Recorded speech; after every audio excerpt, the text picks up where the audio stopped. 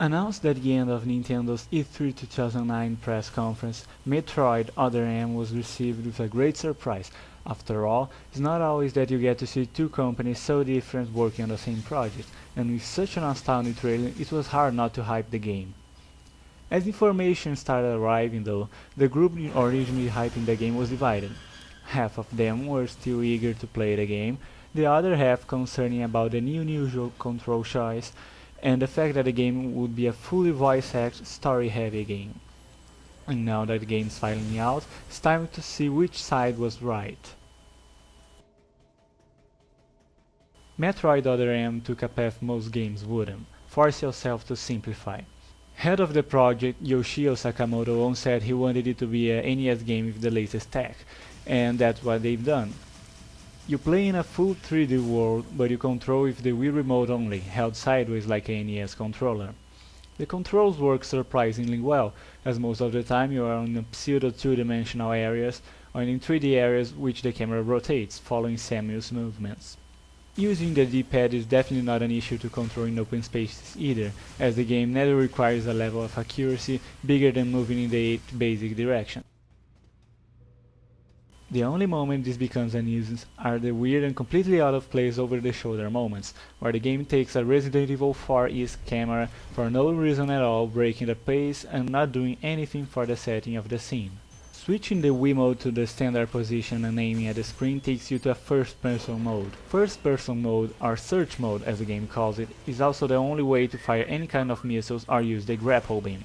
It works fine most of the time, and with a couple minutes of game you'll be used to doing it naturally without a problem. The problem here lies in some specific moments where the game forces you to search and scan something in the middle of the cutscene.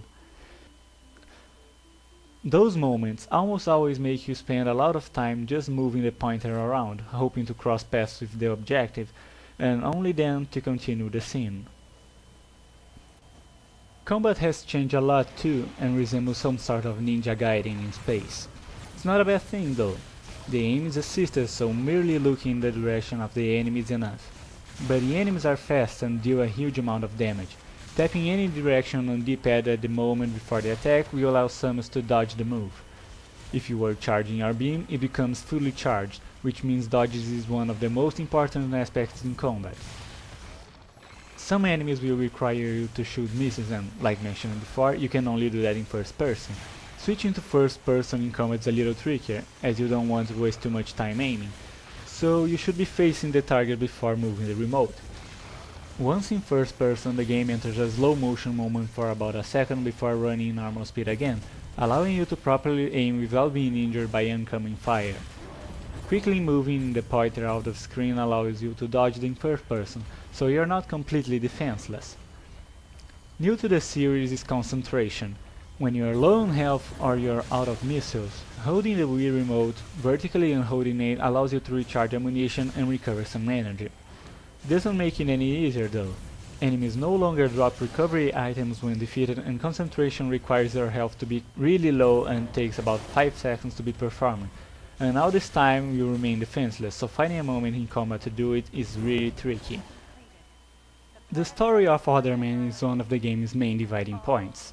Taking place after Super Metroid and before Metroid Fusion, the game looks to enlighten those who wonder what happened in between, including the deaths of Samus' former commanding officer, Adam Malkovich.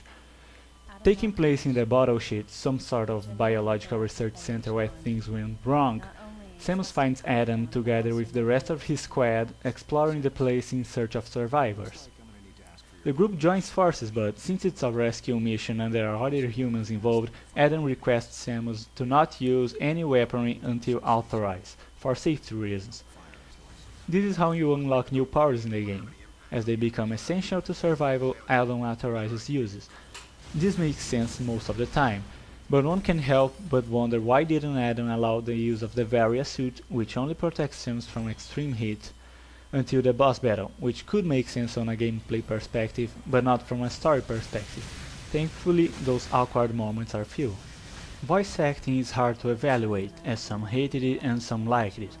Most of the story is told through some sort of inner monologue with Samus as the narrator, as if she was retelling the story to someone else. It feels like a log entry rather than her inner thoughts, so the fact that she doesn't put any tone in her voice is acceptable. During dialogue the voice actors aren't bad, but they are not good either. I figure I'd just take a look around. That's when I got jumped by those things. Technically, other aim is split. The cutscenes are probably the best the Wii has ever seen and will remain like that. It rivals some of the best HD consoles cutscenes, but of course pre-rendered graphics aren't exactly a parameter. Commander, the drive unit's going critical. The unit is overheating beyond our estimates, sir. Gameplay graphics looks vibrating and colorful, models are well done and the lighting is fine. On the other hand, many textures feel low quality, and there are plenty of sharp edges on the scenario, especially when plants are involved. On the sound department, most of the tracks are barely noticeable, being there just to set the mood, which is kinda disappointing for a game that belongs to a series known for its remarkable score. Some of the famous tracks are still around, most noticeably Ridley's theme, which got a new rocking version.